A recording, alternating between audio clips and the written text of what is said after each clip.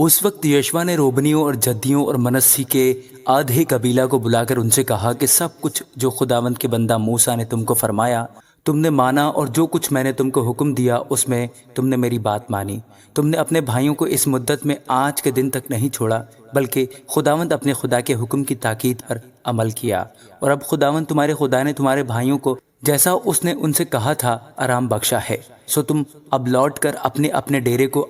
اپنی میراثی سرزمین میں جو خداوند کے بندہ موسیٰ نے یردن کے اس پار تم کو دی ہے چلے جاؤ۔ فقط اس فرمان اور شرع پر عمل کرنے کی نہایت احتیاط رکھنا جس کا حکم خداوند کے بندہ موسیٰ نے تم کو دیا، کہ تم خداوند اپنے خدا سے محبت رکھو اور اس کی سب راہوں پر چلو اور اس کے حکموں کو مانو اور اس سے لپٹے رہو اور اپنے سارے دل اور اپنی ساری جان سے اس کی بندگی کرو۔ اور یشوا نے برکت دے کر ان کو رخصت کیا اور وہ اپنے اپنے ڈیرے کو چلے گئے۔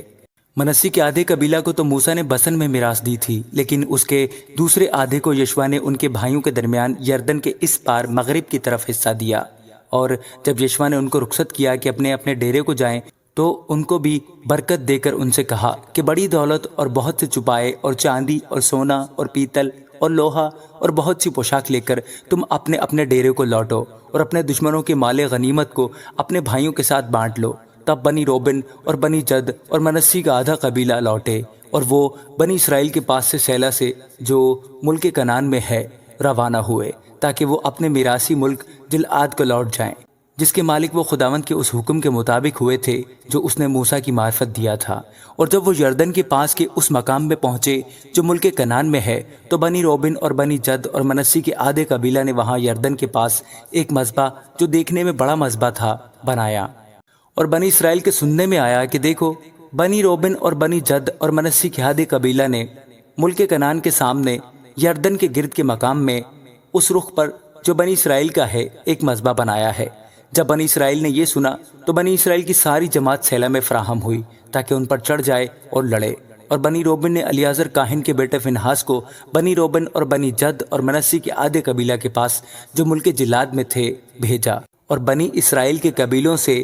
ہر ایک آبائی خاندان سے ایک امیر کے حساب سے 10 امیر اس کے ساتھ کیے۔ ان میں سے ہر ایک 1000 در 1000 اسرائیلیوں میں اپنے آبائی خاندان کا سردار تھا۔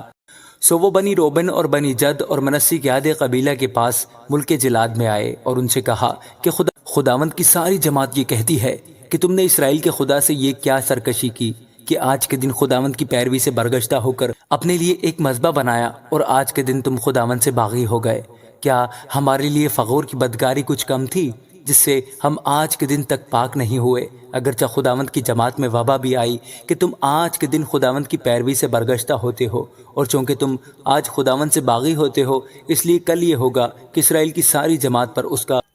قہر نازل ہوگا۔ اور اگر تمہارا میراثی ملک ناپاک ہے تو تم خداوند کے میراثی ملک میں پار آ جاؤ جہاں خداوند کا مسکن ہے، اور ہمارے درمیان میراث لو۔ لیکن خداوند ہمارے خدا کے مذبح کے سوا اپنے لیے کوئی اور مذبح بنا کر نہ تو خداوند سے باغی ہو اور نہ ہم سے بغاوت کرو۔ کیا زارق کے بیٹے اکن کی خیانت کے سبب سے جو اس نے مخصوص کی ہوئی چیز میں کی اسرائیل کی ساری جماعت پر غضب نازل نہ ہوا؟ وہ شخص اکیلا ہی اپنی بدکاری میں ہلاک نہیں ہوا۔ تب بنی روبن اور بنی جد اور منسی کے آدھے قبیلہ نے 1000 در 1000 اسرائیلیوں کے سرداروں کو جواب دیا کہ خداؤں کا خدا جانتا ہے، اور اسرائیلی بھی جان لیں گے اگر اس میں بغاوت یا خداوند کی مخالفت ہے تو ہم کو آج جیتا نہ چھوڑ۔ اگر ہم نے آج کے دن اس لیے مذبح بنایا ہو کہ خداوند سے برگشتہ ہو جائیں، یا اس پر سوختی قربانی یا نظر کی قربانی یا سلامتی کے ذبیحے چڑھائیں، تو خداوند ہی اس کا حساب لے۔ بلکہ ہم نے اس خیال اور غرض سے یہ کیا کہ کہیں آئندہ زمانہ میں تمہاری اولاد ہماری اولاد سے یہ نہ کہنے لگے کہ تم کو خداوند اسرائیل کے خدا سے کیا لینا ہے، کیونکہ خداوند نے تو ہمارے اور تمہارے درمیان اے بنی روبن اور بنی جد یردن کو حد ٹھہرایا ہے، سو خداوند میں تمہارا کوئی حصہ نہیں ہے۔ یوں تمہاری اولاد ہماری اولاد سے خداوند کا خوف چھڑا دے گی۔ اس لیے ہم نے کہا کہ آؤ ہم اپنے لیے ایک مذبح بنانا شروع کریں جو نہ سوختنی قربانی کے لیے ہو اور نہ ذبیحہ کے لیے، بلکہ وہ ہمارے اور تمہارے اور ہمارے بعد ہماری نسلوں کے درمیان گواہ ٹھہرے، تاکہ ہم خداوند کے حضور اس کی عبادت اپنی سوختنی قربانیوں اور اپنے ذبیحوں اور سلامتی کی ہدیوں سے کریں، اور آئندہ زمانہ میں تمہاری اولاد ہماری اولاد سے کہنے نہ پائے کہ خداوند میں تمہارا کوئی حصہ نہیں۔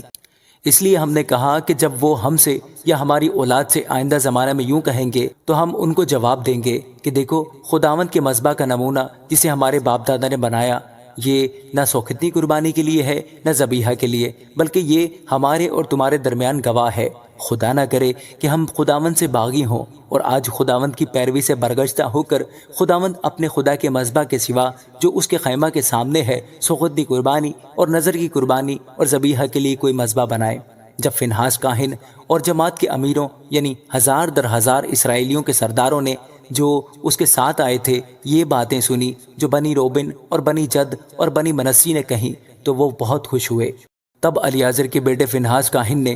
بنی روبن اور بنی جد اور بنی منسی سے کہا، آج ہم نے جان لیا کہ خداوند ہمارے درمیان ہے، کیونکہ تم سے خداوند کی یہ خطا نہیں ہوئی سو تم نے بنی اسرائیل کو خداوند کے ہاتھ سے چھڑا لیا ہے۔ اور الیعزر کاہن کا بیٹا فنہاس اور وہ سردار جلعاد سے بنی روبن اور بنی جد کے پاس سے ملک کنعان میں بنی اسرائیل کے پاس لوٹ آئے اور ان کو یہ ماجرا سنایا۔ تب بنی اسرائیل اس بات سے خوش ہوئے اور بنی اسرائیل نے خدا کی حمد کی اور پھر جنگ کے لیے ان پر چڑھائی کرنے اور اس ملک کو تباہ کرنے کا نام نہ لیا جس میں بنی روبن اور بنی جد رہتے تھے۔ تب بنی روبن اور بنی جد نے اس مذبح کا نام عید یہ کہہ کر رکھا کہ وہ ہمارے درمیان گواہ ہے کہ یہوہ خدا ہے۔ آمین۔